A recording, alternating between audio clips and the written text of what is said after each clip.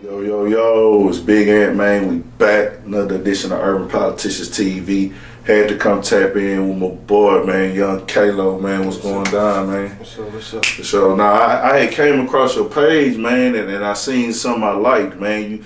You know me, I'm the type of artist. I'm the type of person, bro. I grew up, like, on different types of music as far as, I'm a 90s baby. I'm more, Cash Money, UGK.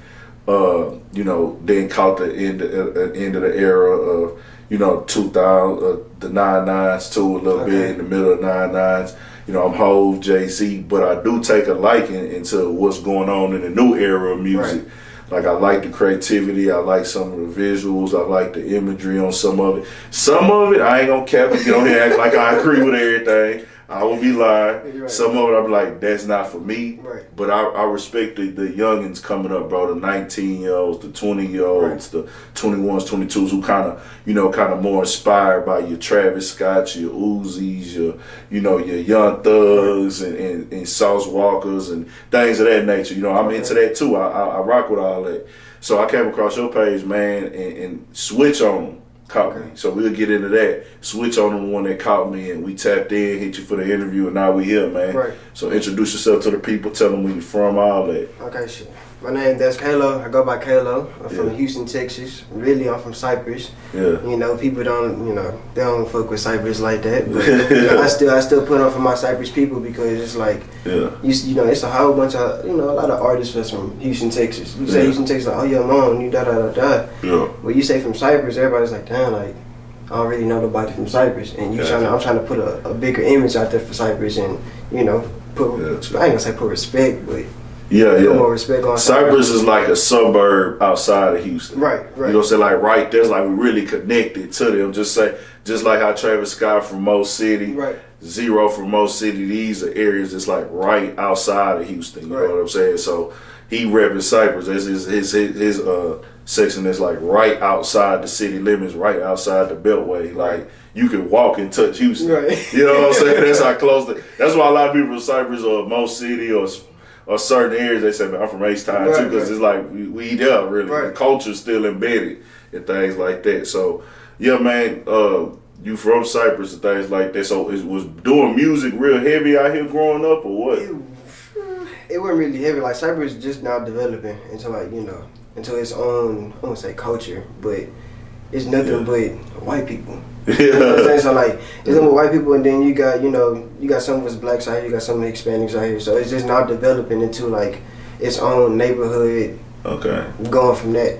Going in Cypress is cool. You know what I'm saying? Like you go through stuff. People don't think Cypress go through things and ain't no gunplay and ain't no this and that, but it's really stuff happening. Oh no, it's going down. I already know. I already know, man. There's really stuff happening out here, man. Like now y'all intertwined, and then one thing about like Cypress and some of these suburb areas, y'all so close to the city, y'all get people from parts of Houston that move to these places where they might have been in H-Town, in a certain hood in H-Town from pre-K all the way to 9th grade, and then they get to high school and move out here. Then you got some that live in these areas and just go to school out here. Right. So it's going down. It's heavy influence out here. It ain't all. That's everywhere, man. Right, you know what I'm saying? It's good lifestyle out here, but it's still, you always got your dark side of things, man. So so you saying like the influence of Cypress, the music wasn't really there, but so you got it from the internet. Yeah, I basically got it from the internet.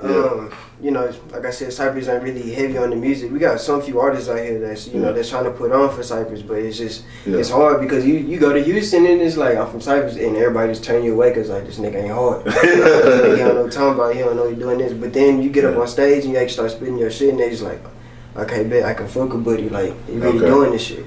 Yeah. So, but So you experienced that before? I always experienced it, bro. Like it's nothing new. What spot you went to do shows? I went to, what was this? This was in, I was somewhere downtown. There's some show in downtown. I can't remember the spot, but I know it was downtown, like basically in the city. And I did a show, and that baby on stage dude from Cypress, blah, and everyone was like, get this man off stage. Like this nigga not this. Just taking backlash. And then when you start performing your songs and really start spitting shit, they just feel like they start grooving to it, and start getting hyped to it and stuff like that. And then they come down. Like when you get off the stage, they be like, I got respect for you now. Like, even though you from Cyprus and shit, music go hard. You know, they start asking you questions, how long you been doing it. And then, you know, you start putting your homeboys on and just like, oh, I don't just do music, my other bro do music, this, and that. We trying to come up with this together, basically. Yeah, for a young crowd, you got the wave though. When they cut your music on, I mean, you got the image, you got the wave. For the young crowd, you hip to what's going on for sure. You know what I'm saying? You got the sound, so you know I know how it is though, man. Out here being from this city, especially, you know, man, it's a cold, it's a hard city, bro. Being in Houston, bro, they don't understand. Even with me doing interviews, bro, like. It ain't easy, dog. Like, that's why I rock with the young boys, man. That's why I rock with the youngest. Cause I know, like, y'all be want to be heard. Right. And I want to have my stuff seen. Right. You know, I want to be heard, too. You know what I'm saying? I want my skills to be heard. You know, iron sharpen iron. We trying to get sharp together. So I'm going to tap in. So, yeah, man, you been doing your thing. So how long you actually been rapping? Okay, so how can I put this? So we started in this house. I've been in this house for, like, 21 years. No, I would say 20, probably like 20 years. Yeah. I just started picking up on rapping, bro. Like, to be honest, I didn't know I had a gift. Okay. Put it like that. Like, I wouldn't just say like, oh, I've been practicing this and this and this, but it's just like, it was just a hidden gift by God, and you know, God just revealed it itself. Yeah. So rapping, I'll probably say I wasn't really rapping, just messing around with my little brother. My little brother here, but he my producer. Oh, okay. So that's what's up. Just in the closet, just messing around as kids, just trying to figure out how to do this and that, rapping off the phone and just, you know, hearing my voice. I was like, okay, bet. So probably, seriously, a whole year. But just freestyling and stuff like that, just messing around, probably like good probably 4 or 5 years. That's what's up. That's what's up. That's live, man. Because, you know, that time you put back into this, that like people think you could just start rapping and then just blow up, bro. That's like 2 out of a million. You know what I'm saying? Right. Like 2 out of a million. You got those stories where they wasn't rapping that long, but they had something else that helped push them. Like a lot of times, a lot of dudes, they might have relationships in the streets, and then they'll start rapping, so people feel obligated. Well, I got to get behind them. I've been around them this whole time, this whole life, and they already they partners already in the industry. Like take Lil Baby for instance.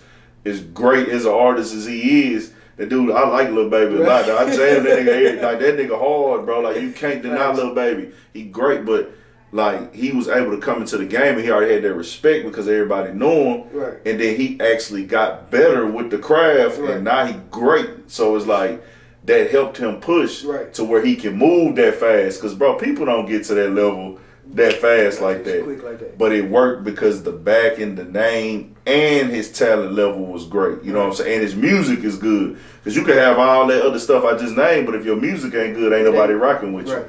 So yeah, man, that's tough, bro. But if you put 4 years in, that's the stuff you gotta that let you know, hey, if I done been doing this for 4 years, you ain't been just all the way punching the whole 4 years, but you been dibbing and dabbing. Right.